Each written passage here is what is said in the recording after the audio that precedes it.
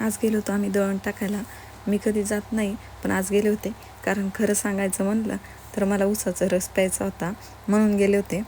ऊसाचा रस प्यायला थांबलो की वेद चिप्स घेऊन आला.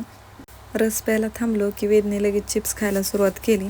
त्याला एक चांगली सवय आहे की तो कोणताही खायला असेल तरी लगेच दुसऱ्यांना शेअर करतो. ऊसाचा रस पिताना त्याला स्ट्रॉ असल्यामुळे आणखीनच आनंद वाटला.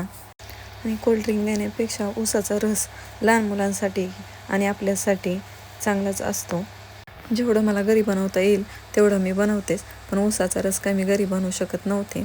आणि जरी बाहेरचा दिला तरी तो समोर ताजा आणि फ्रेशच होता. रस पिऊन झाल्यानंतर आम्ही घरी ऊसाचा रस घेऊन निघालो, कारण घर जवळच होतं. घरी गेल्यानंतर ऊसाचा रस मी सगळ्यांना दिला.